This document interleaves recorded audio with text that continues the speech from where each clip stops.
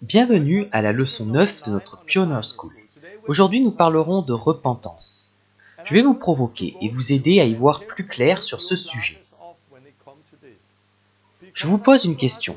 En tant que chrétien, doit-on se voir comme des pécheurs sauvés par la grâce ou des saints? La manière dont on se perçoit ne vient pas souvent de la Bible, mais plutôt de notre arrière-plan. Et aujourd'hui, je vais vous aider à retirer ces lunettes, vous aider à comprendre que Jésus n'est pas venu pour nous sauver dans nos péchés, mais pour nous sauver de nos péchés. Je crois que cet enseignement va vous aider à rentrer dans la liberté que nous avons en Christ, afin de vivre la vie du livre des Actes. Dieu vous bénisse.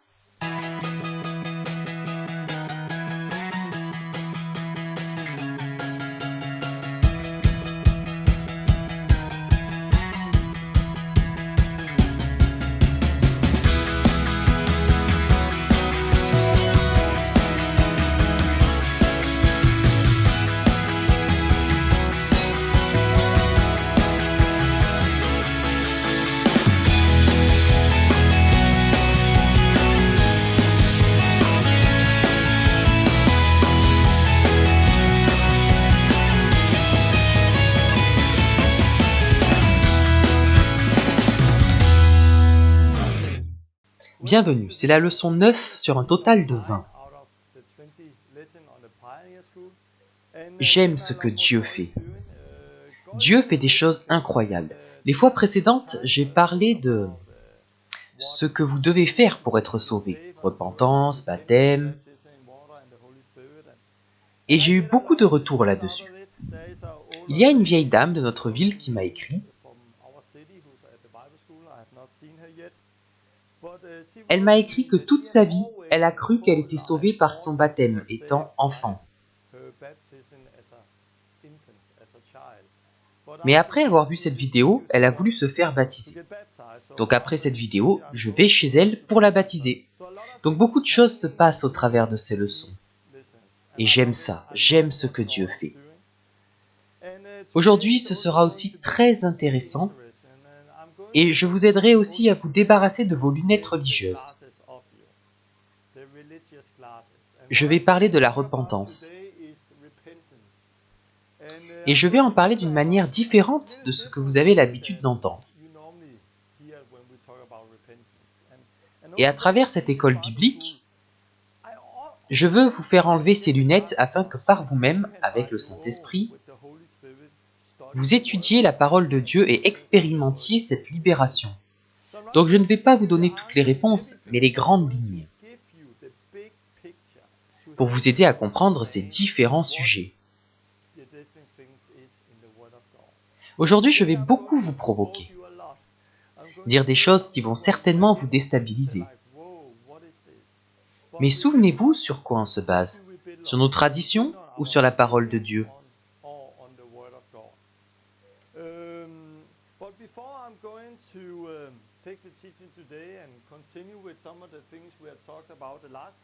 J'aimerais partager des témoignages, j'adore ça et j'aime ce que Dieu fait.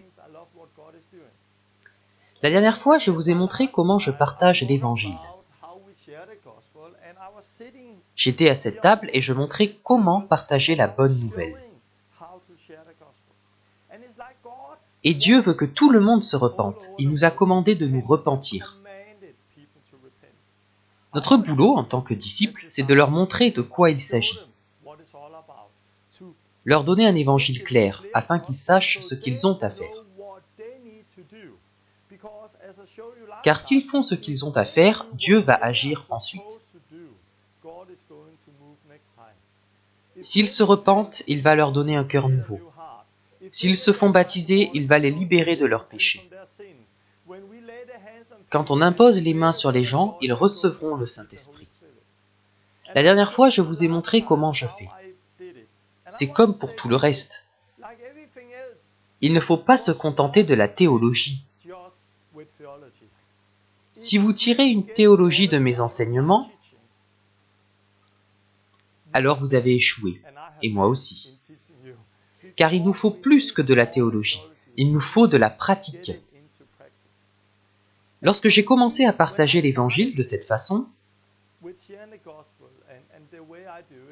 c'était aussi nouveau pour moi. Tout le reste aussi, car j'avais retiré mes lunettes. Mais quand Dieu a commencé à m'aider et à me libérer, j'ai commencé à marcher dans cela.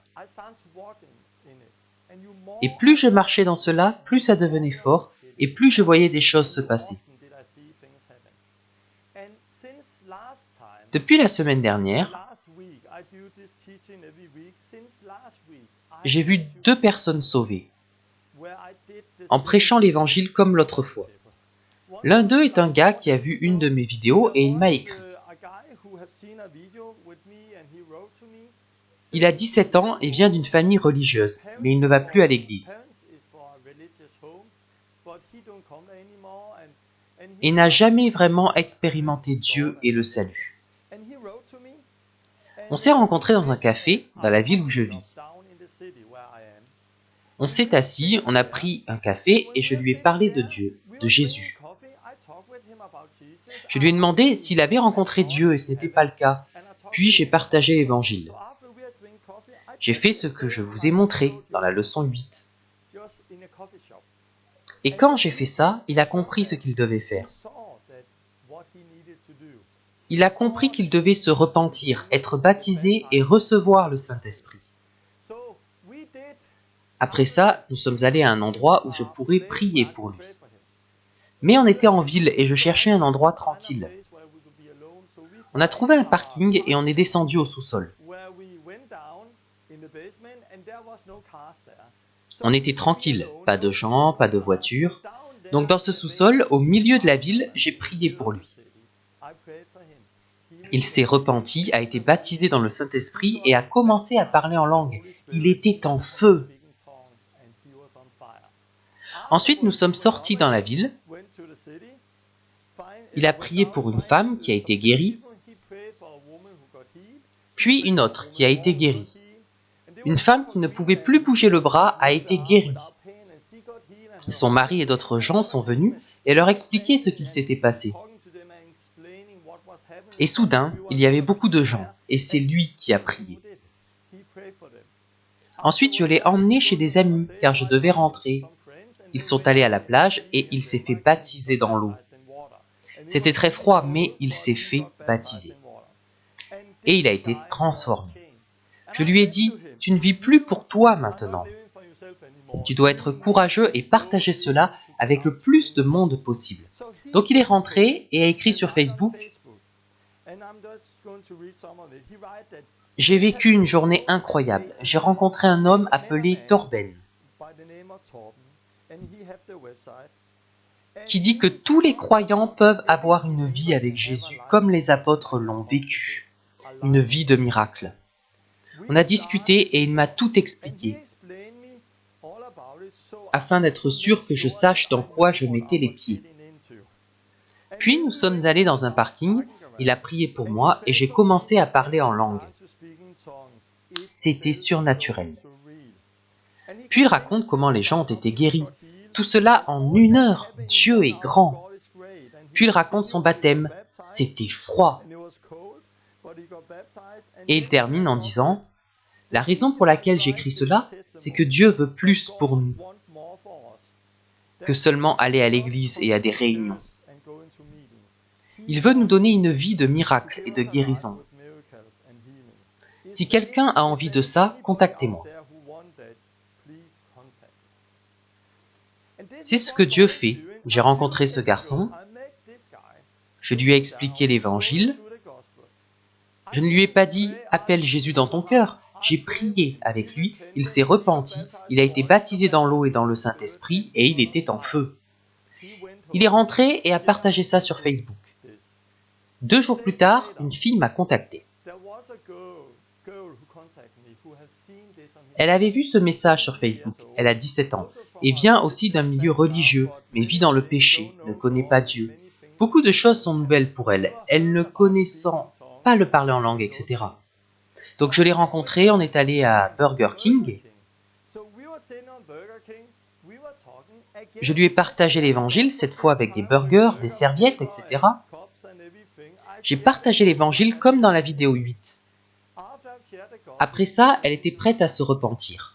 Donc j'ai dû trouver un endroit pour prier pour elle. À côté du Burger King, il y avait un bâtiment en chantier. Donc on y est allé car il était vide.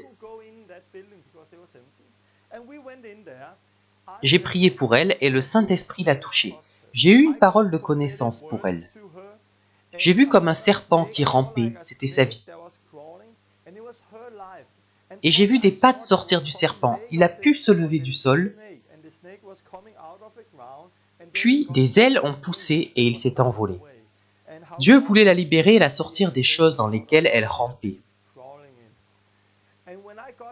Quand j'ai dit ça, elle a pleuré, pleuré. J'ai prié qu'elle soit libérée d'un démon. Quelque chose l'a quittée. Et elle m'a dit que c'était comme une boule qui est montée dans la gorge, puis est sortie. Et elle s'est sentie libérée.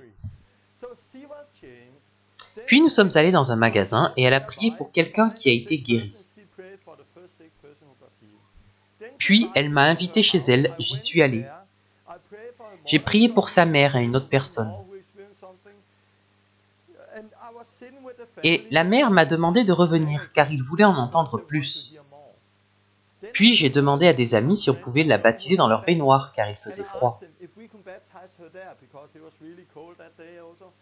C'est ce qu'on a fait, donc elle a été baptisée dans la baignoire. Et quand elle est sortie, on lui a imposé les mains. Elle a été baptisée du Saint-Esprit. Elle a parlé en langue et elle a été transformée. Ce que je vous raconte devrait être notre quotidien. C'est ce qu'il nous a appelés à faire. Ces deux témoignages se sont déroulés seulement la semaine dernière. Un ami, Tommy, a aussi vu une personne sauvée et baptisée. Cela se passe partout maintenant. Si on partage l'évangile de cette façon et qu'on fait bouger les gens, Dieu aussi va agir.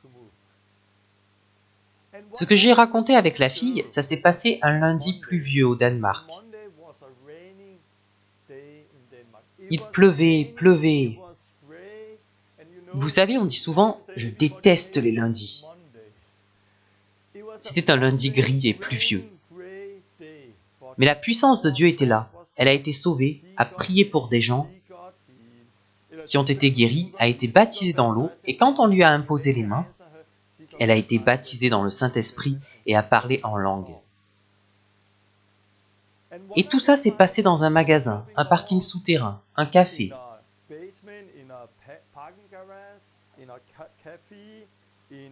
Un Burger King. C'est dehors, là où sont les gens. C'est ce que Dieu fait et j'adore ces témoignages. Maintenant, ces gens ont vraiment le feu. Quand elle a été sauvée, j'ai appelé le garçon et je lui ai raconté tout ce qui s'était passé. Il était là. Wahou, c'est génial! Il était super heureux. Et ils ne sont même pas proches, ils se sont connus avant et sont restés amis sur Facebook. Donc il a rencontré Dieu, il a partagé, et quelqu'un a lu ça sur Facebook. Et hop! Et maintenant je suis invité pour partager l'évangile à toute une famille, car ils veulent en savoir plus. J'ai aussi reçu une lettre, un témoignage de Victoria, au Canada, où nous étions, et j'ai fait une nouvelle vidéo avec les différents endroits où nous étions. Cette femme m'écrit: je voulais vous raconter ce qu'il s'est passé après que vous ayez prié pour les allergies de mon fils. Je suis étonnée car il est complètement guéri. Sa sœur aussi avait des allergies et a reçu des prières et elle a été guérie. C'est extraordinaire car pendant 6 ans, nous n'avons pas pu aller à un anniversaire, chez des amis à dîner, au restaurant, etc. sans acheter de la nourriture spéciale pour eux. Ça a vraiment changé notre façon de vivre. Et beaucoup de gens sont choqués d'entendre qu'ils ont été guéris. J'adore.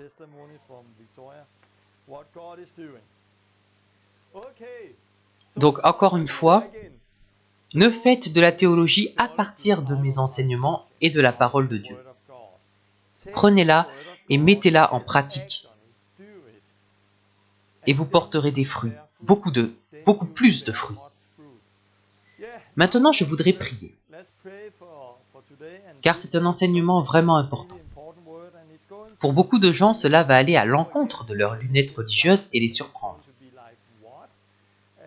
Ce sont les fondations, car je vais parler de la repentance, et c'est vraiment très important.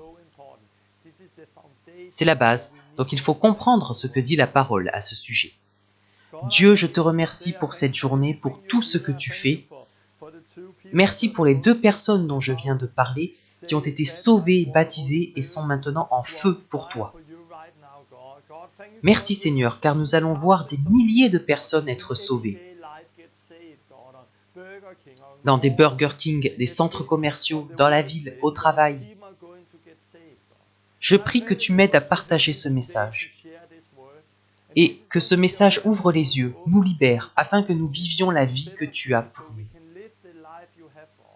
Donc viens avec ton Saint-Esprit et aide-moi à partager le message au nom de Jésus. Amen.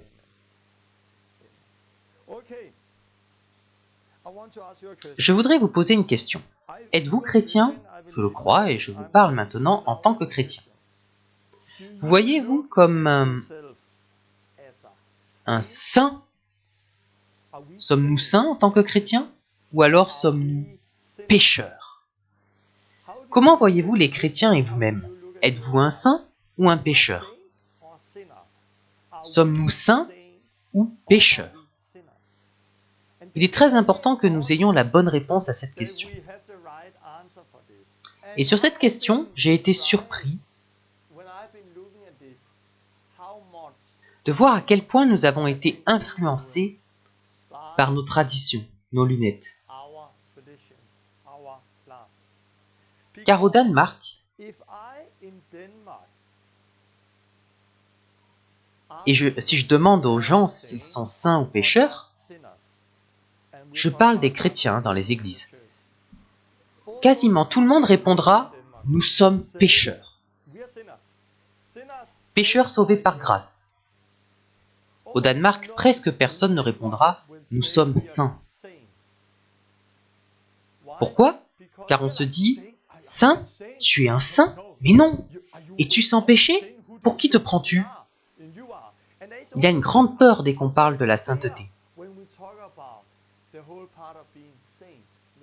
Nous sommes des pécheurs sauvés par grâce, nous sommes pécheurs, tous.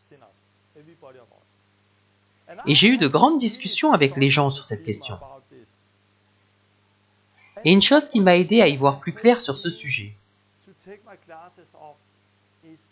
ça a été de voyager et de rencontrer des gens de différents pays.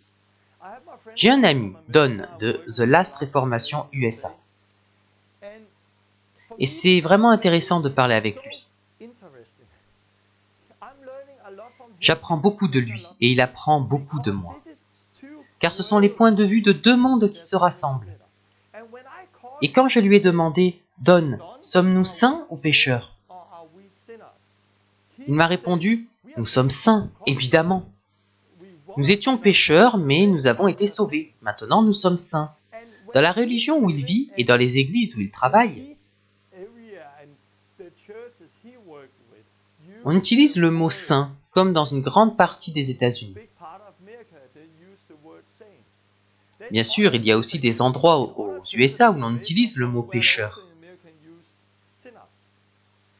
Mais je vois un schéma clair sur ce sujet.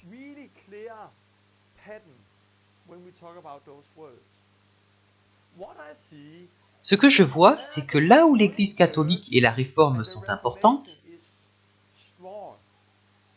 aux USA, c'est principalement l'Église réformée, calviniste aussi. Quand elles sont dominantes, alors d'une certaine façon, toutes les autres dénominations mènent à « nous sommes pécheurs ». Mais là où elles ne sont pas importantes, là où il y a des églises pentecôtistes par exemple, ils sont plus libres. Non, nous sommes saints.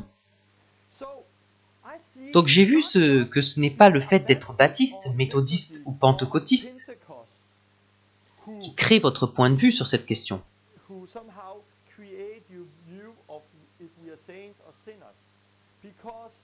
Car un pentecôtiste au Danemark, qui est pays luthérien, a un point de vue différent d'un pentecôtiste dans notre pays, qui n'a pas un passé catholique ou luthérien. Donc chaque église n'est pas seulement influencée par elle-même. Tout le monde est influencé par la Réforme et l'église luthérienne,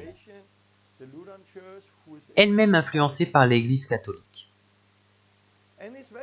C'est vraiment intéressant, car pour moi, qui a grandi au Danemark,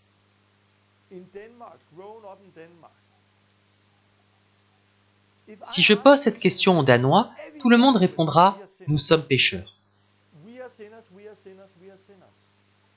Mais si vous sortez de notre petite boîte, les pays scandinaves du nord de l'Europe, et que vous allez dans d'autres endroits, ils n'auront pas les mêmes lunettes et ils diront « Non, non, non, nous sommes saints ». Donc je voudrais vous dire que le fait que tout le monde autour de vous pense une chose ne la rend pas vraie pour autant. Car tous les gens autour de vous peuvent avoir tort, car ils se basent sur de mauvaises fondations. L'Église catholique ou luthérienne, par exemple, plutôt que sur la parole. Nous regarderons la parole dans peu de temps. Mais au Danemark, il y a des gens qui... Tous les chrétiens disent que nous sommes pécheurs. Et dire qu'on est saint, ça fait peur. Non, saint, c'est trop de dire ça. Et je me suis demandé, est-ce que les Américains se disent saints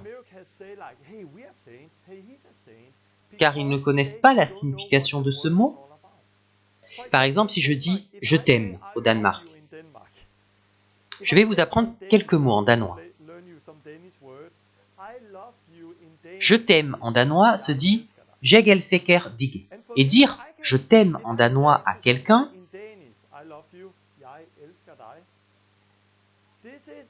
c'est un peu difficile, car vous le pensez sincèrement. Vous n'utilisez pas ce mot avec n'importe qui. Par contre, on l'utilise très facilement en anglais. I love you. Je t'aime aussi. I love you too.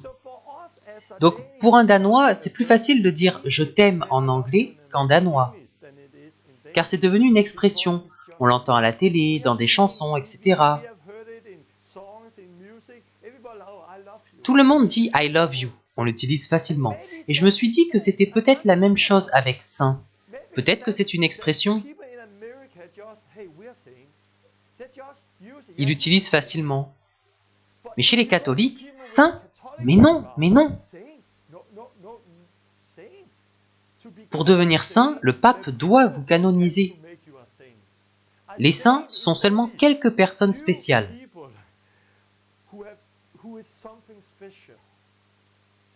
C'est intéressant de voir la façon dont le sens des mots a été changé. C'est comme le mot chrétien, tout le monde l'utilise.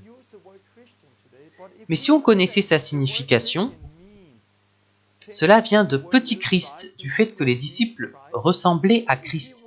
Alors peut-être qu'on l'utiliserait moins souvent. Alors qu'est-ce qu'un saint?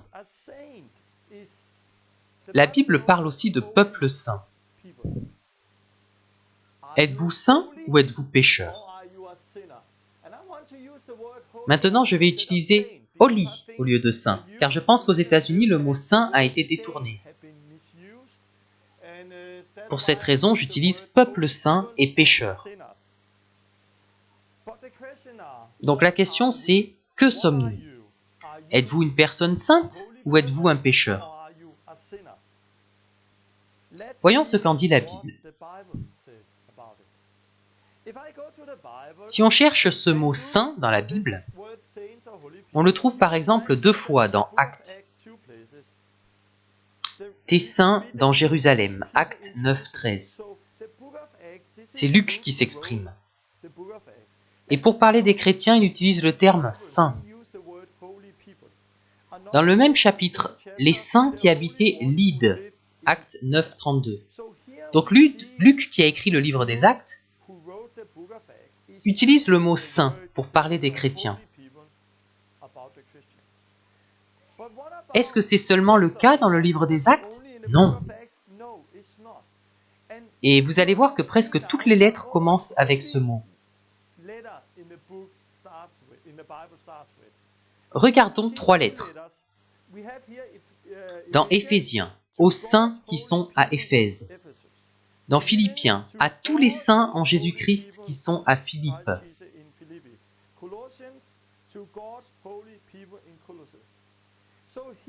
Donc ici, nous lisons que Paul commence ses lettres par « au sein de telle ou telle ville ».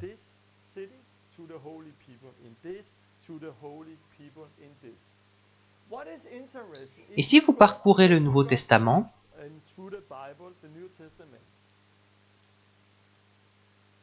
vous verrez que les chrétiens sont toujours appelés les saints.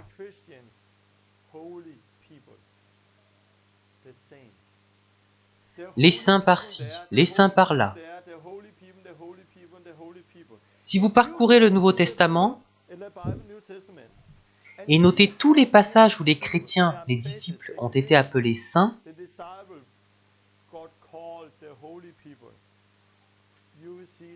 voilà le résultat. J'ai compté 43 ou 44 fois dans le Nouveau Testament où ils ont été appelés les saints. Vous le lisez plus de 40 fois. Savez-vous combien de fois les chrétiens sont-ils été appelés pécheurs dans la Bible?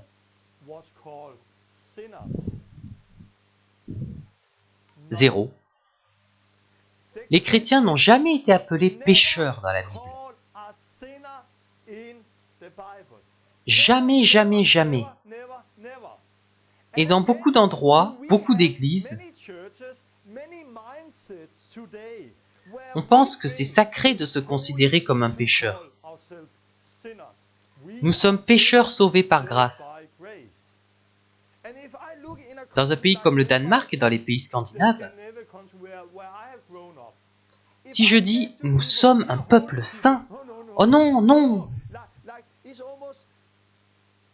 C'est presque un péché de se considérer comme des saints. Car nous sommes pécheurs, pécheurs, pécheurs, pécheurs. Et cela fait tellement partie de notre mentalité au Danemark que peu importe la dénomination dans laquelle on se trouve, nous pensons que nous sommes des pécheurs, même après avoir été sauvés. Pourquoi pense-t-on cela? Car toutes les dénominations au Danemark, et peut-être aussi chez vous, se basent sur les mêmes fondations, à savoir l'Église catholique et l'Église luthérienne. Car c'est de là que ça vient. Nous sommes pécheurs, nous sommes pécheurs. Et il y a une vérité là-dedans, c'est que les gens sont pécheurs et ont besoin du salut. Mais lorsque vous vous repentez, lorsque vous êtes sauvés, vous n'êtes plus un pécheur. Car une nouvelle vie a commencé en vous. Mais pour être honnête, je pense que leur problème ici, c'est qu'ils n'ont pas vu la nouvelle vie démarrer. Les gens continuent à être pécheurs, même après leur conversion,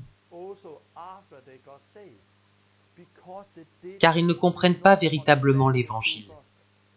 Imaginons que vous alliez voir les premiers chrétiens en disant « Salut, je suis un pécheur !» Ils vous diraient de vous repentir pour être sauvés. Si vous répondiez « Mais non, je suis un pécheur sauvé !» ils répondraient « As-tu perdu la tête ?» Vous ne pouvez pas être un pécheur sauvé, car être sauvé, c'est être débarrassé du péché, afin que vous ne soyez plus pécheur. Vous lisez « Sauvé de quoi ?» sauvé de nos péchés. Tu lui donneras le nom de Jésus. C'est lui qui sauvera son peuple de ses péchés. Matthieu 1, 21. Il ne les sauvera pas dans leurs péchés. Il les sauvera de leurs péchés. Si vous pensez qu'on est sauvé dans notre péché, que l'on peut continuer à pécher, c'est une fausse doctrine. Vous ne trouvez cela nulle part dans la Bible. Non, nous sommes sauvés de nos péchés. Donc nous étions pécheurs, mais maintenant nous sommes saints. Saint ne veut pas dire parfait, de telle sorte qu'on ne peut plus retomber dans le péché. Les gens peuvent être saints, mais quand même lutter. On peut lire dans les lettres aux Corinthiens qu'il y avait beaucoup de problèmes dans cette église. Mais il les appelle quand même les saints. Donc vous devenez saints dès que vous êtes sauvés. Et vous continuez dans cela, je vais en parler. Donc ce qu'il faut savoir, c'est que dans la Bible, on ne trouve jamais le mot pécheur pour désigner un chrétien. Si c'est vrai, alors pourquoi vous considérez-vous comme des pécheurs ?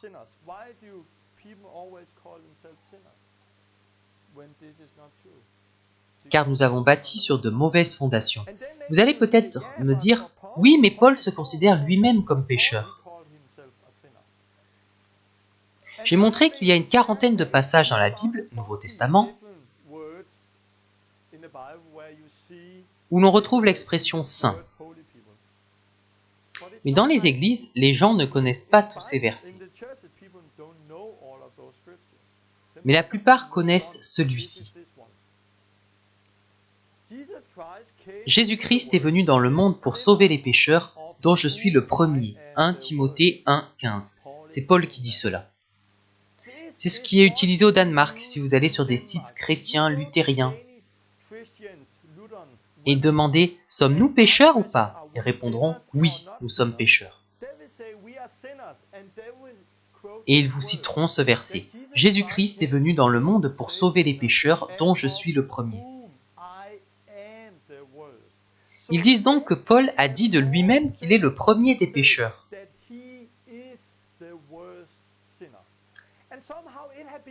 Et c'est devenu sacré. Je rencontre des gens disant « Je suis le premier des pécheurs. Non, je suis pire que toi. Non, non, c'est moi. » C'est presque devenu sacré de dire qu'on est pécheur. Les gens sont là à l'église « Je suis un pécheur. » Et d'une certaine façon, nous le sacralisons.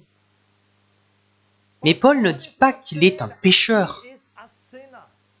Si vous lisez bien, Jésus-Christ est venu dans le monde pour sauver les pécheurs.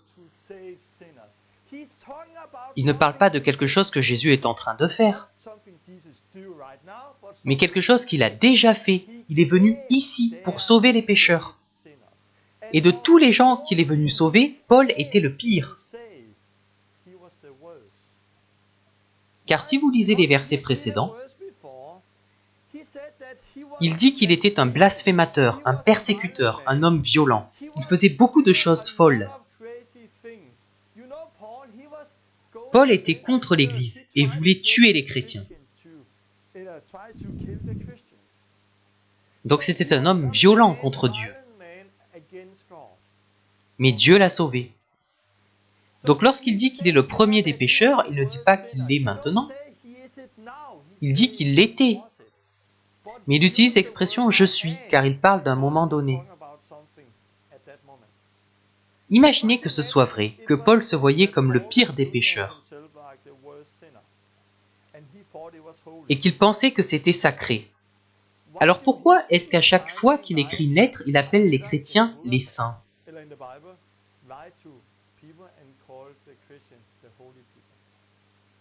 Ça paraît fou qu'il se considère comme le premier des pécheurs et qu'il appelle tous les gens autour de lui les saints. Frères saints, saluez tous les saints, mais moi je suis le premier des pécheurs. Vous comprenez? Ça n'a aucun sens. C'est ça la religion, comme vous avez pu le voir dans la précédente leçon. On prend quelque chose de très clair dans la parole, les saints, les saints, les saints. c'est écrit plus de 40 fois. Puis on prend un verset hors contexte. Et à partir de ça, on construit notre théologie. On ne voit plus ce que dit le reste des Écritures, car non, nous sommes des pécheurs. Et c'est la fondation sur laquelle presque toutes les églises ici se basent. Nous sommes des pécheurs sauvés par grâce.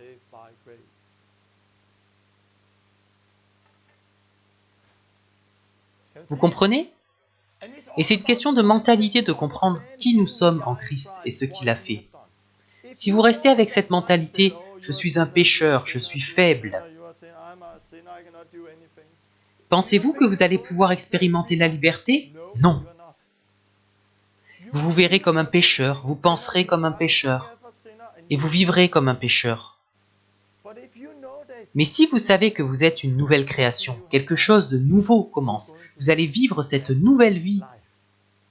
Et je ne dis pas à tous ceux qui regardent cette vidéo qu'ils doivent maintenant se considérer comme saints. Peut-être que beaucoup sont réellement pécheurs, car ils ne se sont pas repentis, ils ne sont pas encore sauvés. Et je vais parler de ce qu'il se passe lorsqu'on se repent. Et je ne veux pas faire beaucoup de théologie, je vais plutôt vous donner un témoignage. D'abord, voici quelques versets.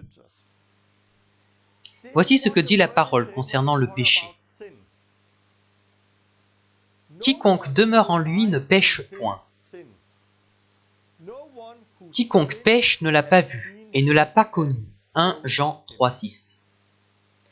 Aïe, voilà ce que dit la parole. Quiconque demeure en lui ne pêche point. Quiconque pêche ne l'a pas vu et ne l'a pas connu. Et souvenez-vous ce qui était dit dans Matthieu 7, que beaucoup, lorsqu'ils se retrouveront devant Jésus, entendront « Je ne vous ai jamais connu, retirez-vous de moi, vous qui pratiquez l'iniquité. » Matthieu 7, 23. Cette parole, c'est la parole de Dieu. Beaucoup connaissent bien d'autres versets. Jean 3,16 est un verset très connu.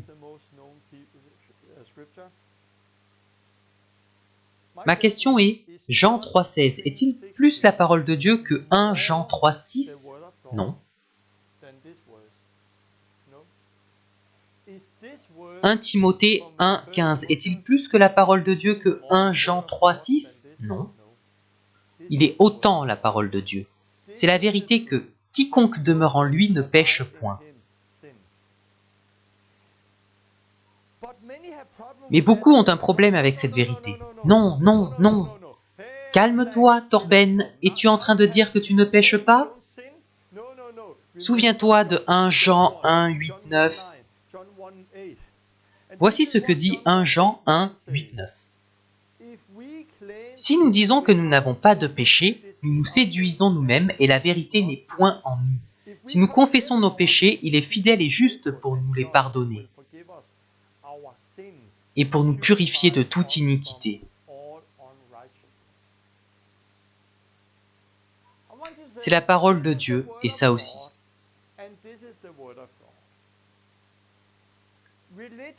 La religion prend un verset et en fait toute une théologie. Dans les églises aujourd'hui, quasiment aucun chrétien ne connaît ce verset. Mais tout le monde connaît celui-ci. Si vous viviez à cette époque, vous n'auriez pas de Bible avec des chapitres et des versets. Non, vous auriez tout le contexte.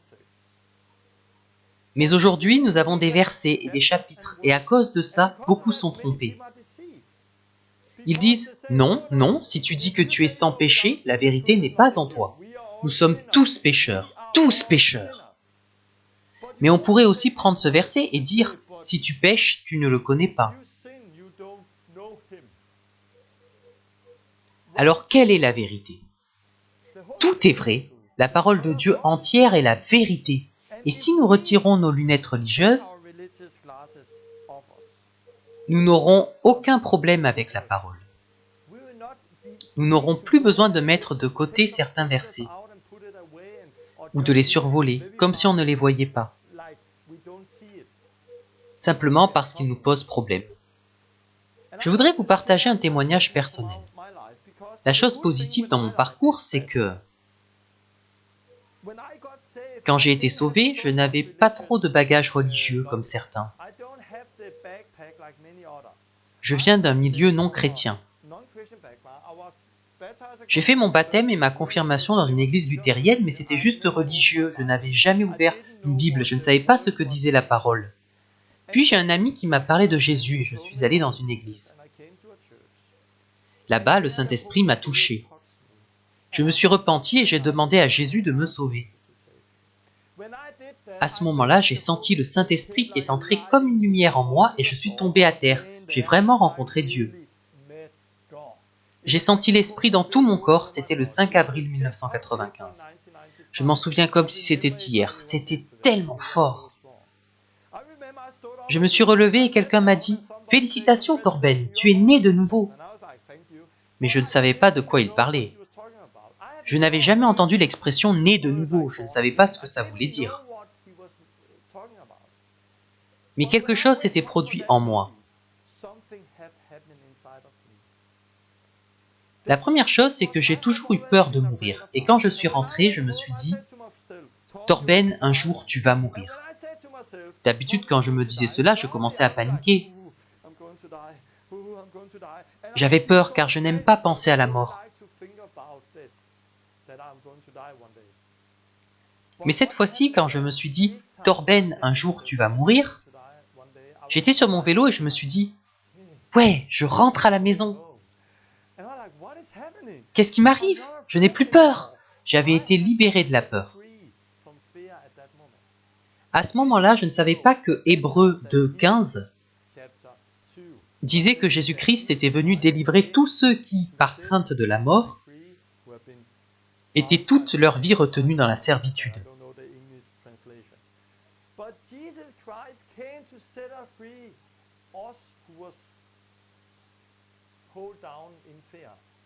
C'est ce que j'ai expérimenté.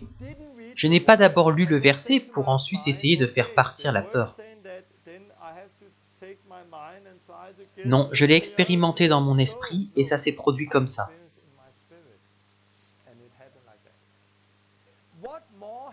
Que s'est-il produit d'autre? J'étais devenu quelqu'un de nouveau. Je ne connaissais pas tout, mais quelque chose s'était produit. Je suis rentré, j'ai fait comme tous les vendredis soirs, je suis allé dans un pub, car mon esprit était toujours le même. Je me suis regardé dans le miroir. Né de nouveau? Je n'ai pas changé. J'avais l'impression d'être le même. Je n'avais pas compris ce qui s'était passé. Donc le vendredi, je suis allé dans un pub et je regardais autour de moi. Mes yeux se sont ouverts et je me suis dit « Qu'est-ce que je fais là? Ce n'est pas ma place. Je t'ai rencontré, Jésus. » Et je suis parti en me disant « Qu'est-ce qui m'arrive ?»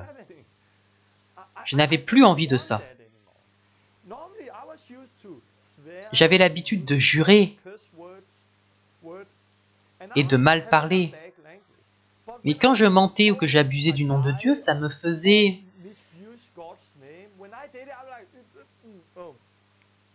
Ça avait mauvais goût. D'habitude, cela ne posait aucun problème, j'ai fait ça toute ma vie. Mais quelque chose avait changé en moi.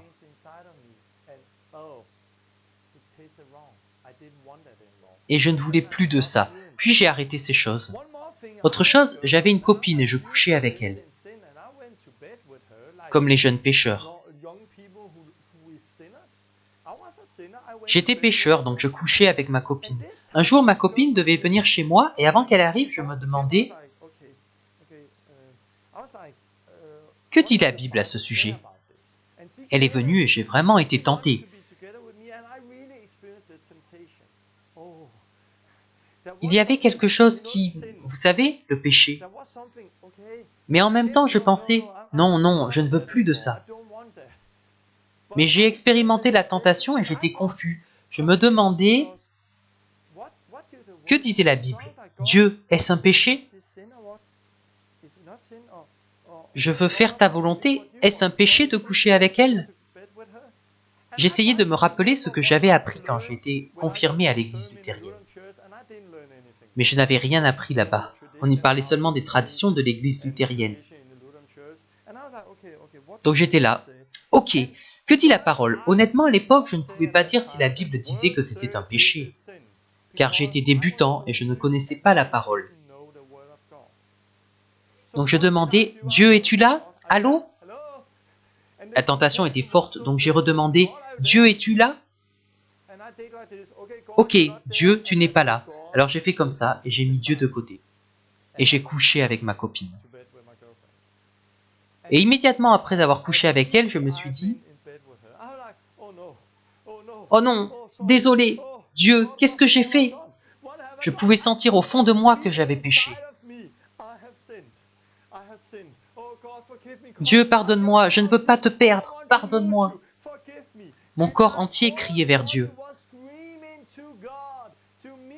J'ai péché! Il était évident que j'avais péché et fait quelque chose de mauvais. Au moment où je l'ai fait, j'ai su que c'était mal. Et je savais que mes amis non chrétiens, s'ils avaient été là, ils m'auraient dit « Mais non, détends-toi, Torben. Dieu est amour, tout est amour. Tout va bien, Dieu n'est pas comme ça, ce n'est pas un péché de coucher avec ta copine si tu l'aimes. » Ils m'auraient dit ça. Mais personne sur terre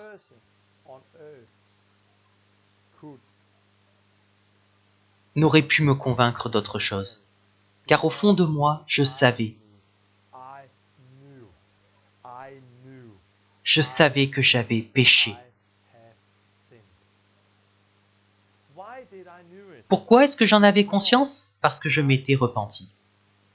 Car la repentance, ce n'est pas seulement quelque chose que nous faisons. C'est aussi quelque chose que Dieu fait. Lorsqu'on se repent de nos péchés et qu'on met notre confiance en Jésus-Christ,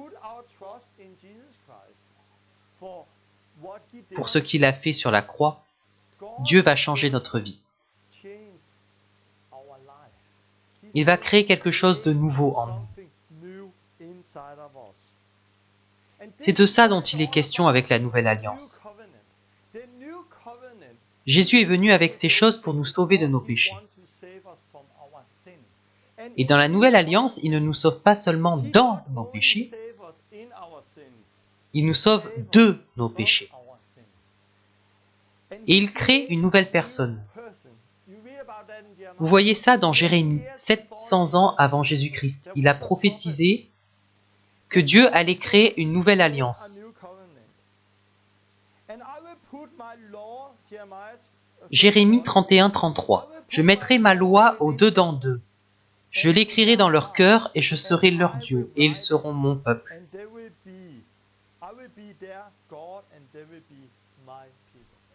Donc Jérémie, 700 ans avant Jésus, a prophétisé qu'un jour, Dieu allait créer une nouvelle alliance. Il prendrait les 10 commandements gravés sur la pierre et les mettrait dans nos cœurs. Et vous lisez ce même verset cité dans Hébreux chapitre 8. Il parle de l'ancienne et de la nouvelle alliance et il cite « J'écrirai les lois dans leur cœur et je serai leur Dieu et ils seront mon peuple. » Hébreux 8, 10. Voilà de quoi il est question. Vous retrouvez la même chose dans Ézéchiel.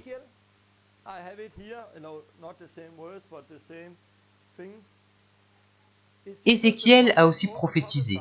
« Je leur donnerai un même cœur, et je mettrai en vous un esprit nouveau.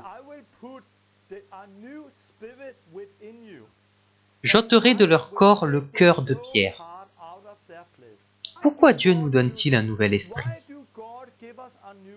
Pourquoi retire-t-il notre cœur de pierre? Pourquoi nous donne-t-il un cœur de chair? Il dit afin qu'ils suivent mes ordonnances et qu'ils observent et pratiquent mes lois. Et ils seront mon peuple et je serai leur Dieu. C'est ce que Jésus a fait. Il est venu nous sauver de nos péchés. Comment? En nous donnant un nouvel esprit et un nouveau cœur. Il va retirer notre cœur de pierre et nous donner un cœur de chair.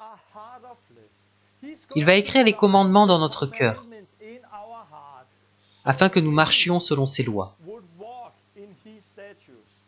afin que nous gardions ses commandements. Pas en essayant de nous rappeler les commandements, ce qui est bien ou mal, mais en étant une nouvelle création. Et c'est cela que j'ai expérimenté à cette époque. J'ai vécu cela. Pourquoi? Car l'évangile, c'est la puissance du salut. C'est plus que des activités religieuses. C'est un nouveau corps, quelque chose de nouveau a commencé. Et qu'est-ce qu'il s'est passé avec moi? Je me suis repenti. Dieu, pardonne-moi, pardonne-moi. À cette époque, j'avais besoin que Dieu me montre qu'il m'avait pardonné. Car c'était nouveau pour moi. Je ne savais pas ce que disent les Écritures et j'étais confus. Je savais qu'il y avait une église dans une ville voisine. Et il y avait une réunion ce soir-là. Donc j'ai pris la voiture et j'y suis allé. Sur la route, j'ai dit « Dieu, pardonne-moi !» La prochaine fois que je coucherai avec une fille, ce sera avec ma femme pendant la lune de miel. Dieu, aide-moi, pardonne-moi. Et je me suis vraiment repenti. Puis quelque chose d'incroyable s'est produit. J'étais à cette réunion et personne ne me connaissait. J'avais seulement déjà vu quelques personnes. Et là-bas, une femme s'est levée et a dit « J'ai une parole ». Je vois un jeune homme face à quelque chose qu'il n'aurait pas dû faire. Il ne savait pas que je le voyais. Il m'a pris et m'a mis de côté et il a péché. Mais il s'est repenti et je le pardonne maintenant. J'étais abasourdi parce que j'étais seul avec ma copine. Je mets des guillemets car on n'est jamais seul, Dieu voit tout. Mais je ne le savais pas et je l'ai mis de côté. Mais Dieu l'a vu. Puis je suis allé à la réunion et elle n'a pas seulement répété ce que j'avais dit, elle a aussi fait comme ça, exactement le même geste que j'avais fait chez moi. Et à partir de là, j'ai su que Dieu voit tout. Même si on ferme la porte et qu'on éteint la lumière, il voit tout. Et j'étais là, waouh, merci Dieu parce que tu me pardonnes. Et immédiatement le Saint-Esprit est venu et j'ai rencontré Dieu. Je planais tellement que j'aurais pu rentrer chez moi en volant. Je suis pardonné, j'étais tellement heureux. J'ai dit à Dieu, la prochaine sera ma femme, mais maintenant, je veux être avec toi. Je ne veux pas me concentrer sur les filles, je veux te connaître, te chercher. Et tu me trouveras une femme.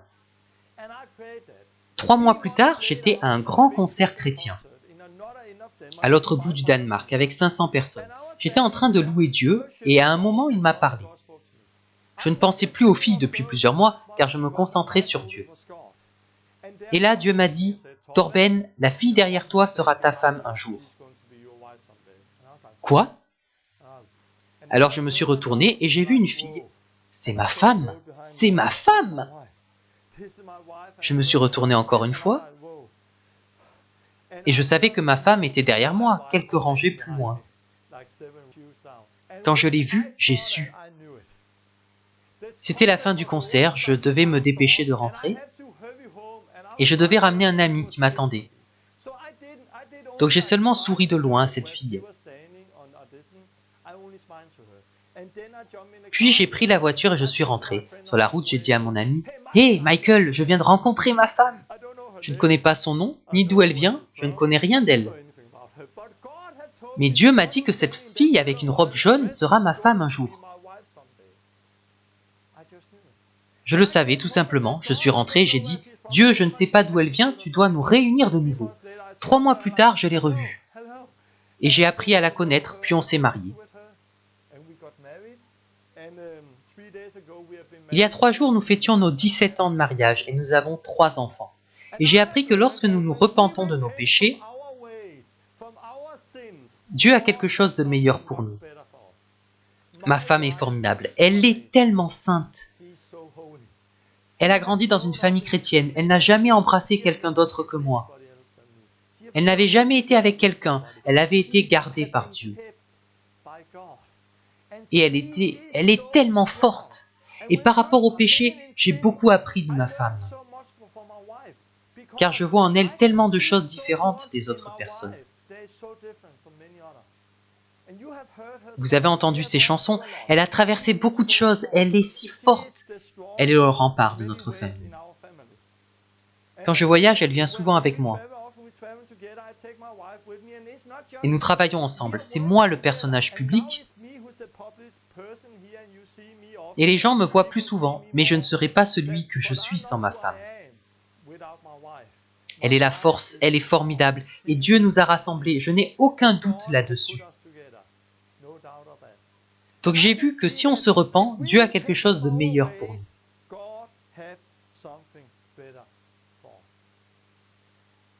Et ça, quiconque demeure en lui ne pêche point. Quiconque pêche ne l'a pas vu et ne l'a pas connu. 1 Jean 3, 6. Un peu plus loin, un autre verset dit ceci. Quiconque est né de Dieu ne pratique pas le péché, parce que la semence de Dieu demeure en lui. Et il ne peut continuer à pécher parce qu'il est né de Dieu. 1 Jean 3, 9.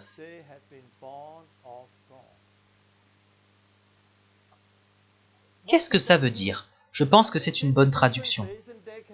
Et il ne peut continuer à pécher parce qu'il est né de Dieu. Et ici, quiconque demeure en lui ne pêche point. Quiconque demeure en lui ne continue pas à pécher. C'est souvent ce que dit la parole, comme dans Jean 3, 16. Car Dieu a tant aimé le monde qu'il a donné son Fils unique, afin que quiconque croit en lui ne périsse point, mais qu'il ait la vie éternelle. Cette parole est pour ceux qui croient en lui et qui continuent à croire en lui. Donc cela ne parle pas de quelqu'un qui a juste cru une fois, il y a longtemps. Si vous revenez au grec, c'est un présent continu. Quiconque croit et continue à croire. Et c'est la même chose ici. Celui qui est né de Dieu ne peut pas continuer à pécher.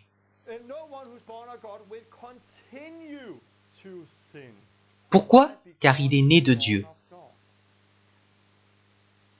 Pourquoi ne peut-il pas continuer à pécher? Car la loi a été mise dans son cœur.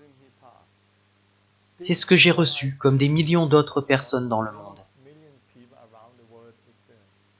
Lorsque vous vous repentez de vos péchés, lorsque vous croyez en Jésus-Christ, Dieu va créer un nouveau cœur en vous.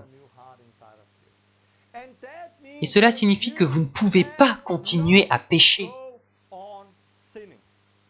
La femme adultère est venue vers Jésus. Il voulait la lapider, mais Jésus ne l'a pas condamnée, il l'a pardonnée. Mais il lui a également dit, « Moi non plus, je ne te condamne pas, va et ne pêche plus. » Et si elle avait juste continué à pécher? Mais on ne peut pas continuer à pécher lorsqu'on a été pardonné.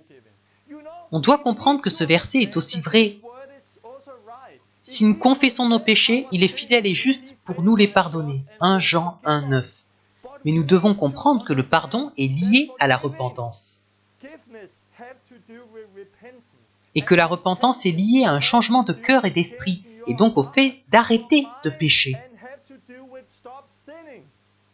J'ai été pardonné lorsque j'ai péché. Mais ensuite, je n'ai pas continué dans le péché car je sais ce que dit la parole. Aujourd'hui, dans les églises, nous avons des gens qui ne savent pas ce que dit la parole. Ils ne connaissent pas la vérité de Dieu. Si je vais dans Hébreux, par exemple, je vais lire un verset qui est autant la parole de Dieu que Jean 3,16 ou d'autres. Chapitre 10, verset 26. Car si nous péchons volontairement après avoir reçu la connaissance de la vérité, il ne reste plus de sacrifice pour les péchés. Et il continue, vous pouvez lire la suite. Si nous continuons à pécher volontairement, il ne reste plus de sacrifice pour nos péchés.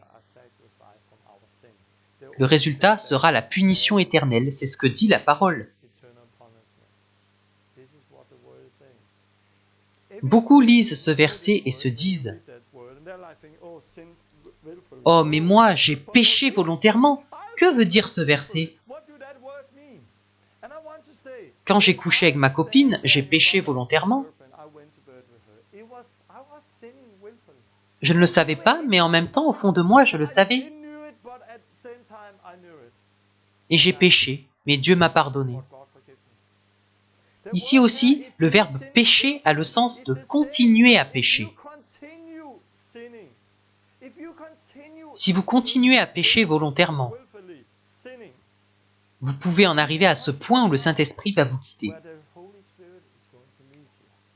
Et je connais des gens qui ont été sauvés alors qu'ils vivaient avec leur copine. Et ils ne pouvaient pas continuer dans ce péché. Alors ils se sont éloignés de leur copine. Plus tard, ils se sont de nouveau ouverts au péché et lentement le péché s'est immiscé. Puis après un certain temps, ils sont retournés vivre dans l'adultère avec leur petite amie. Et je leur ai demandé, « Cela te pose un problème ?» Et ils ont répondu, « Non. » Mais avant, cela leur posait problème. Que s'est-il passé ? À un moment, ils ont expérimenté le salut, le Saint-Esprit dans leur cœur. Mais parce qu'ils ne l'ont pas gardé, qu'ils n'ont pas compris qu'il faut prendre soin de ce que Dieu nous a donné et écouter le Saint-Esprit, je crois que ces personnes sont allées à l'encontre de l'Esprit Saint en eux. Et pour cette raison, le Saint-Esprit s'est attristé et les a quittés. Et ils sont retournés dans le péché.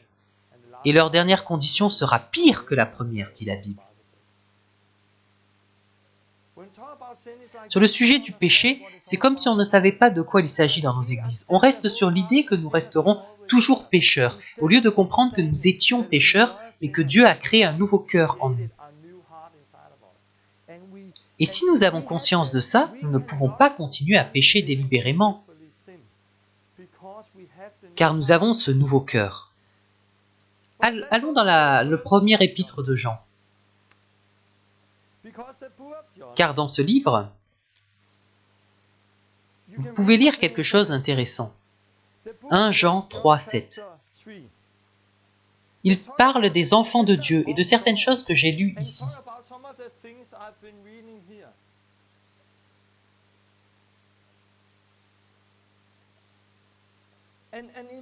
Petits enfants, que personne ne vous séduise. Celui qui pratique la justice est juste, comme lui-même est juste. Celui qui pêche est du diable, car le diable pêche dès le commencement. Le Fils de Dieu apparut afin de détruire les œuvres du diable.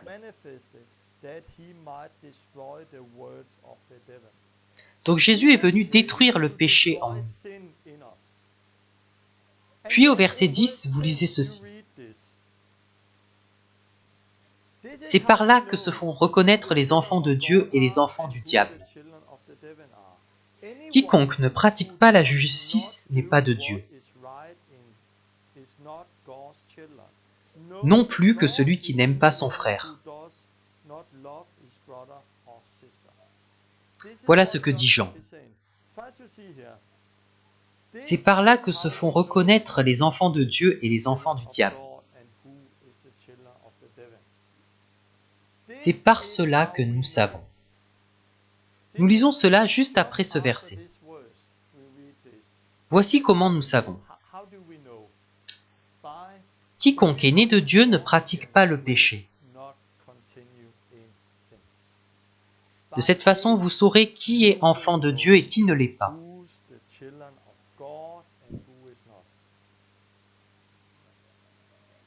Ce n'est pas par le parler en langue que vous savez que vous vous êtes repenti.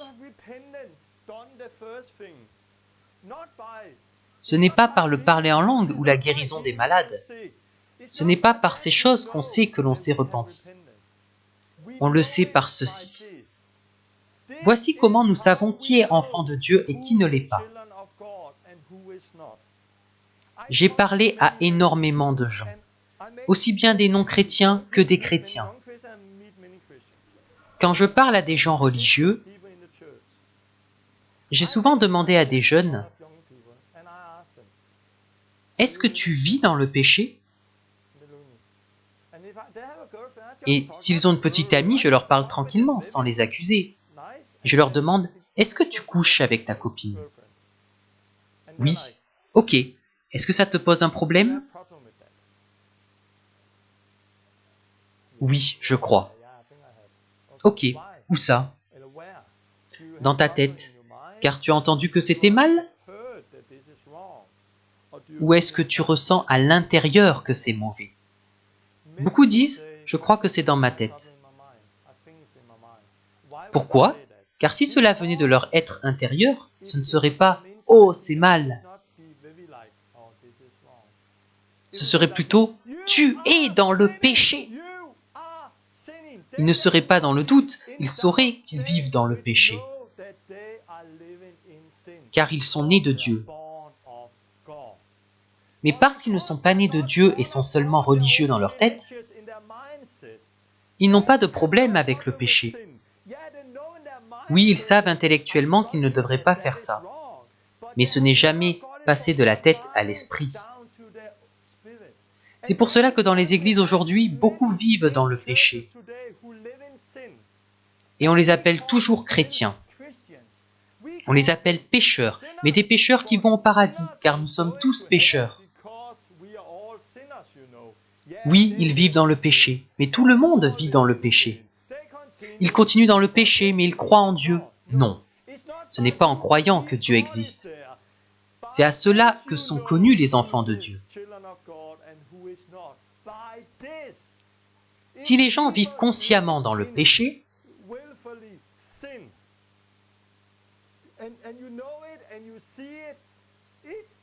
peu importe ce qu'ils croient.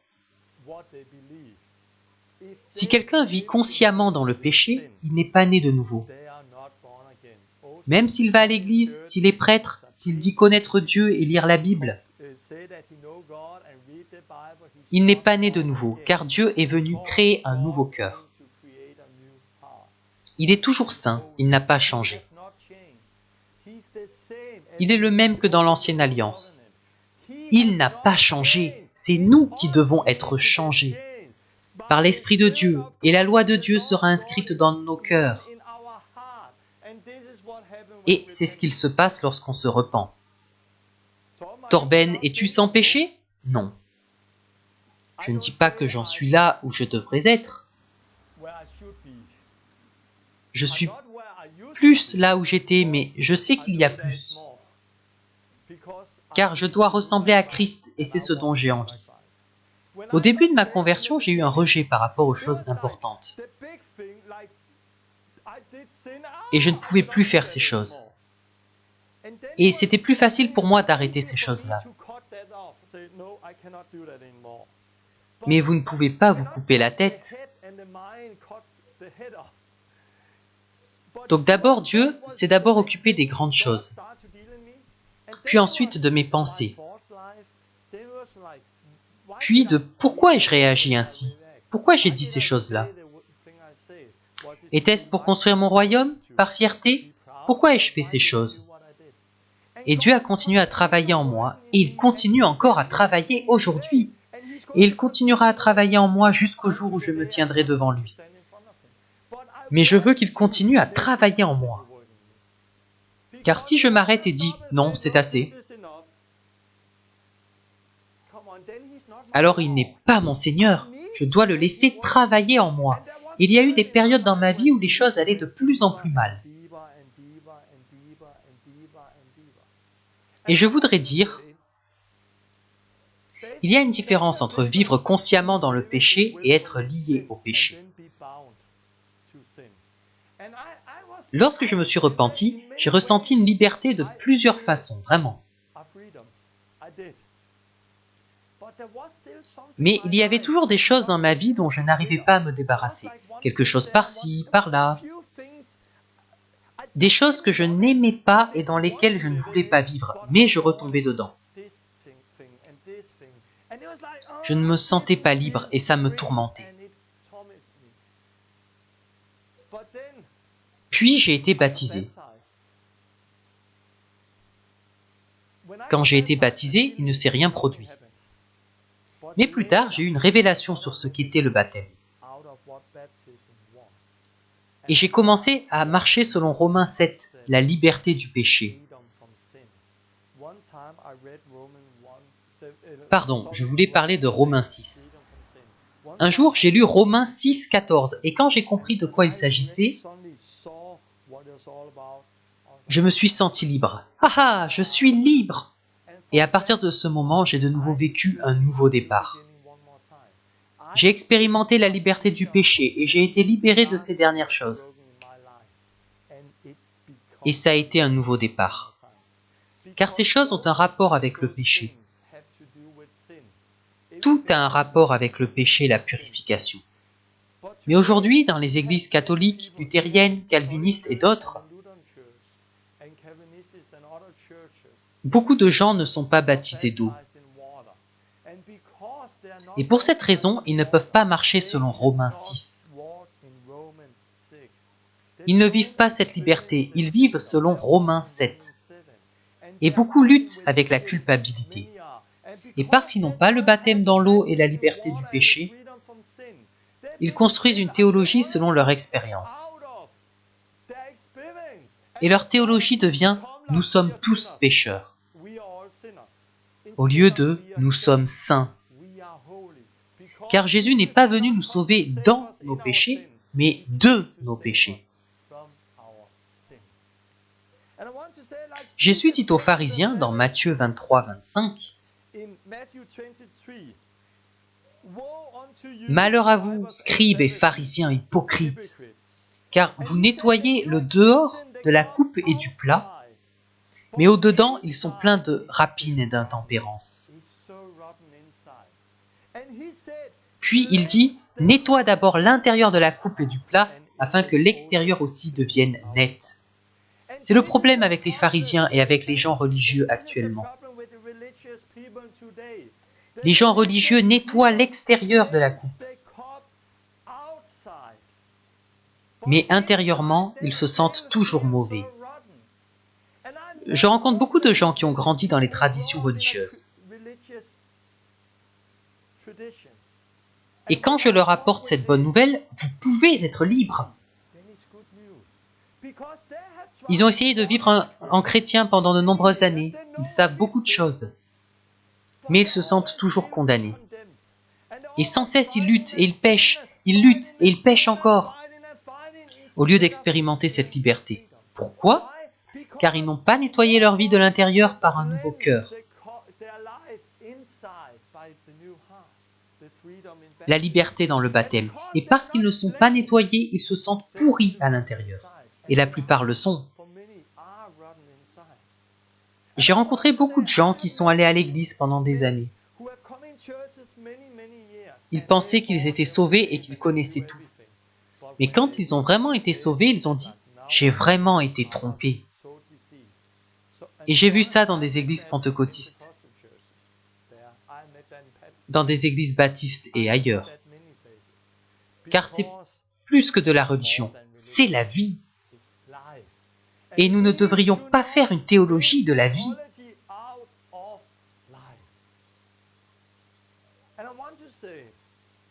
Mon expérience de la liberté du péché ne s'est pas produite rapidement par une imposition des mains.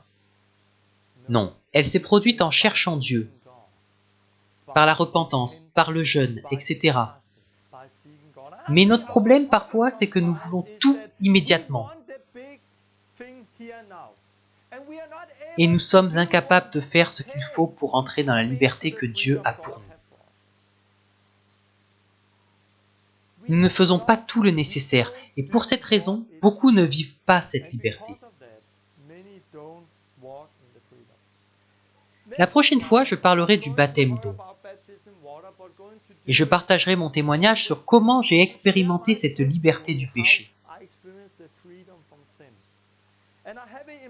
J'en parle dans mon livre que je viens juste de recevoir aujourd'hui. Avant que je commence la vidéo, la poste m'a apporté ce livre. C'est presque la première fois que je le tiens dans mes mains. Je l'ai reçu il y a 1 heure. Donc voici mon livre, Sound Doctrine, la doctrine sainte. Il est disponible sur Amazon.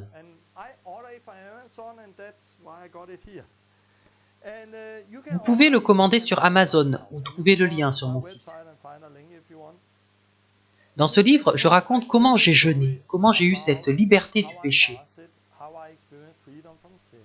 comment j'ai commencé à haïr le péché. Vous devez haïr le péché pour en être libre. Donc si vous voulez plus d'enseignements, je ne parle pas parfaitement anglais, donc je ne rentre pas trop dans les détails, car c'est une langue que j'apprends encore. Mais dans ce livre, il y a plus de versets, et plus de détails sur le péché et la crainte de Dieu. Donc je vous encourage à lire ce livre avant les prochaines leçons, car nous continuerons sur ces sujets-là.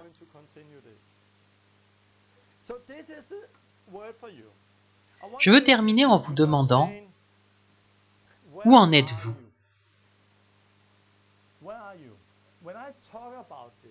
Je sais que beaucoup d'entre vous ont grandi dans une famille chrétienne. Et parfois c'est difficile, car vous savez comment vivre. Et parfois vous vous demandez si c'est dans votre tête, dans votre esprit. Ce qui est important, c'est, vivez-vous dans le péché actuellement? Vous sentez-vous libre du péché? Si je fais quelque chose de mal, je sens que je ne devrais pas continuer sur cette voie. Je devrais m'arrêter. Si je vais plus loin, c'est du péché. Je peux le sentir au fond de moi. Mais je ne sais pas où vous en êtes. Avez-vous déjà vécu ceci? Vivez-vous dans le péché? Si c'est le cas, vous n'êtes pas né de nouveau et vous devez vous repentir. Vous devez comprendre ceci et tout donner à Dieu. Et vous faire baptiser d'eau et d'esprit si ce n'est pas déjà fait, afin de pouvoir le connaître. Peut-être que vous en êtes déjà là et vous avez vécu ces choses. Mais vous avez du mal à entendre, ou alors vous étiez plus radical dans le passé. Dans ces cas-là, vous devez aussi agir. Si la télévision est un problème, alors jetez-la. Faites le nécessaire pour vous débarrasser des choses qui vous empêchent de vivre de manière radicale, qui vous empêchent d'être saint.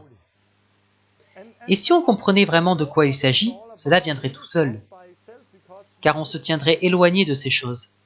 Nous n'avons pas de TV dans notre maison. Et ce n'est pas parce que je regarderai des films porno, car j'ai Internet, donc si je voulais, je pourrais le faire. Mais j'ai la crainte de Dieu et je me sens libre, donc je ne fais plus cela. Je n'ai plus de TV à cause des programmes normaux sur lesquels je pourrais perdre mon temps. Et cela me ralentit. Ça me rend morose, je me dis, oh, ce n'est pas très important. Ce n'est pas un problème de regarder et de me nourrir de ces choses. Beaucoup de chrétiens regardent tout le temps la TV et écoutent de la musique non chrétienne, et je ne comprends pas. Vous ne pouvez pas faire ça. Vous devez nourrir votre esprit avec de bonnes choses.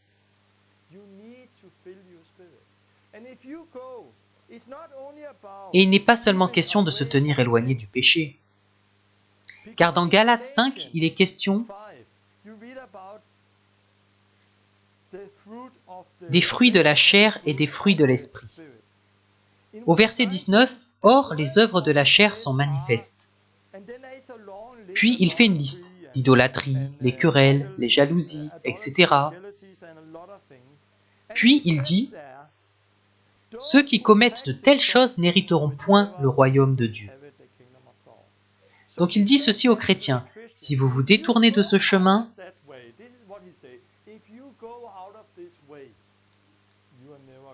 vous n'hériterez pas du royaume de Dieu. Mais ensuite il parle des fruits de l'esprit, l'amour, la joie, la paix, la patience, la bonté, la fidélité, etc. Il parle de ça et il dit ceux qui sont à Jésus-Christ ont crucifié la chair avec ses passions et ses désirs. Verset 24. Si vous êtes en Christ, si vous lui appartenez, alors vous avez crucifié votre chair.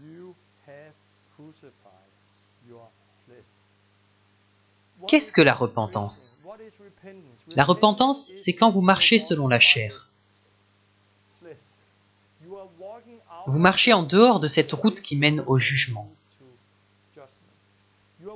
Et vous faites exactement ce qui est marqué dans Galates 5, 19. Alors vous vous repentez, vous vous détournez de ces choses vers Dieu, et vous expérimentez que Dieu inscrit la loi à l'intérieur de vous. Vous êtes renouvelé, puis vous commencez à marcher dans cette nouvelle vie. Et vous n'êtes plus guidé par la chair, mais par l'esprit.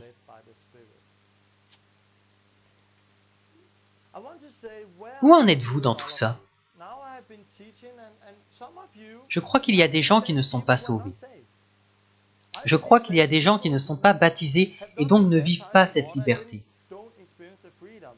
Je crois qu'à cause des lunettes religieuses, certains ont un problème avec cet enseignement.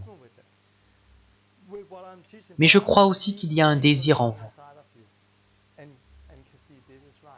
Je veux cela, je veux être un saint. Je veux vivre la liberté que Dieu a pour moi. Mais comment faire? Détendez-vous. Cherchez Dieu et écoutez ce qu'il veut changer en vous. Le problème avec les enseignements comme celui-ci, c'est que les gens ont un parcours très différent. Mais il y en a un qui sait où vous en êtes maintenant, c'est Dieu. Il sait ce dont vous avez besoin. Peut-être avez-vous besoin de vous repentir et d'être sauvé, d'être baptisé d'eau. Dans ce cas, Dieu vous parlera et vous le montrera. Peut-être êtes-vous sauvé, mais vous êtes lié au péché et vous devez vous faire baptiser. Ou vous avez besoin d'une révélation sur ce que signifiait votre baptême. Lisez Romains 6 et voyez comment l'Esprit Saint vous ouvre les yeux et vous rend libre. Peut-être que vous jouez avec le péché tout en étant sauvé. C'est la raison pour laquelle vous luttez avec le péché. Alors vous devez vous repentir et couper ces choses de votre vie. Coupez peut-être l'Internet pendant un temps jusqu'à ce que vous ayez la crainte de Dieu, afin que vous puissiez retourner sur Internet sans péché. Vous savez avec quoi vous luttez. Et vous devez en être libre, car vous devez marcher en Christ. Mais non selon la chair, mais selon l'esprit. C'est ce à quoi nous sommes tous appelés. Et si vous avez du péché dans votre vie, lorsque vous vous repentez, que vous vous éloignez des choses, si nous confessons nos péchés, il est fidèle et juste pour nous les pardonner. Même si vous n'avez pas une forte expérience comme j'ai eu au début. Mais si je fais quelque chose de mal, je le ressens et je demande pardon. Et je sais que je suis libre. Pas parce que je me suis confessé, mais parce que je sais qu'il travaille en moi et me nettoie. Je fais des choses et il me pardonne. Confesser vos péchés, ce n'est pas seulement pour Dieu, c'est aussi pour vous rappeler que c'était mal, afin de ne pas continuer là-dedans. Mais Dieu est fidèle. Seul vous savez où vous en êtes. C'est normal d'être confus sur tout ça. 6 ans après ma conversion, Dieu a recommencé à travailler sur mes péchés. Et je commençais à être confus. Et qu'en est-il de ça et ça? Puis j'ai commencé à avoir la crainte de Dieu et Dieu m'a révélé ce livre. C'est mon témoignage. et j'ai expérimenté la liberté. Mais avant cela, j'ai eu des jours où je me sentais condamné. Je vais aller en enfer, Dieu ne peut plus me pardonner, j'ai péché contre le Saint-Esprit. Je me sentais tellement condamné. Mais cela venait de Dieu, car il voulait une profonde et sincère repentance. Et quand j'ai eu la révélation de la liberté, j'ai été libéré. C'était presque comme être né de nouveau. Et honnêtement, je me suis demandé si avant cela, j'étais vraiment né de nouveau. Car tout ceci était complètement nouveau. J'ai ressenti une liberté en Christ comme jamais auparavant. Mais j'ai eu un parcours comme ça. Je luttais, je me sentais condamné parfois. Je pleurais et je cherchais Dieu et alors la révélation arrivait, puis la liberté. Vous devez aussi entrer là-dedans. Partez de là où vous êtes aujourd'hui et faites le prochain pas. Je ne sais pas ce que c'est, peut-être avez-vous besoin de la crainte de Dieu comme nous tous. Peut-être avez-vous besoin de vous repentir. Peut-être qu'il vous faut une révélation sur ce qu'est le baptême. Peut-être que vous devez juste éloigner vos yeux du péché et regarder à Christ. Je lutte avec des choses. Est-ce que je peux sortir guérir et prêcher l'évangile? Vous devez le faire. Car si on éloigne nos yeux du péché et qu'on regarde vers Jésus, les choses vont s'améliorer. Si je me dis, je ne dois pas penser à ça, je ne dois pas penser à ça, alors je vais y penser. Mais si je regarde vers Jésus et ce qu'il a fait, je ne vais pas penser au péché. Ce message est supposé vous rendre libre, même si ça peut vous secouer un peu au début. Donc j'espère que vous comprenez que c'est la liberté avec laquelle est venu le Christ. Il est venu nous rendre libres. Vous connaîtrez la vérité et la vérité vous affranchira. Jean 8, 32. Et vous ne serez plus un pécheur, mais un saint. Vous marcherez dans la liberté du péché.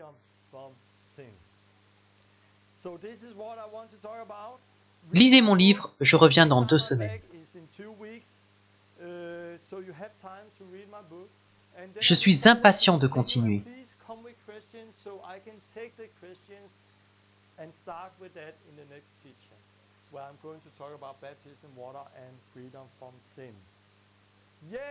Formidable, j'aime ce que Dieu fait. La prochaine fois, je parlerai du baptême d'eau et de la liberté du péché. Que Dieu vous bénisse.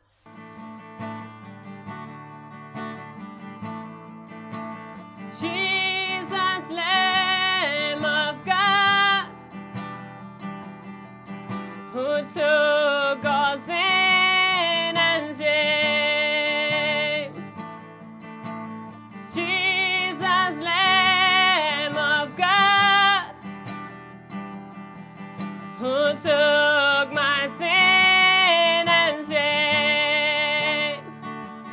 You died instead of me. You took that punishment that belonged to me.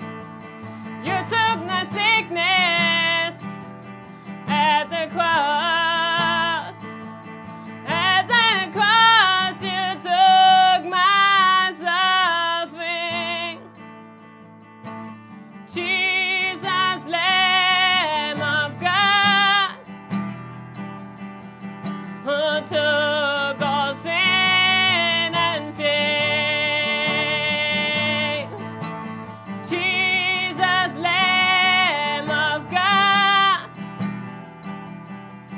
who took my sin and shame. You died instead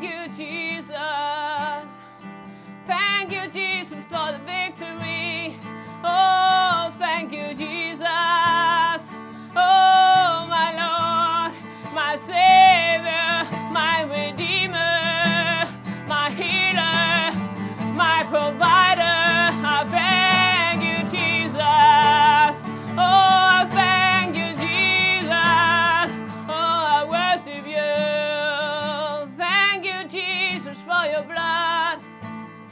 Thank you, Jesus.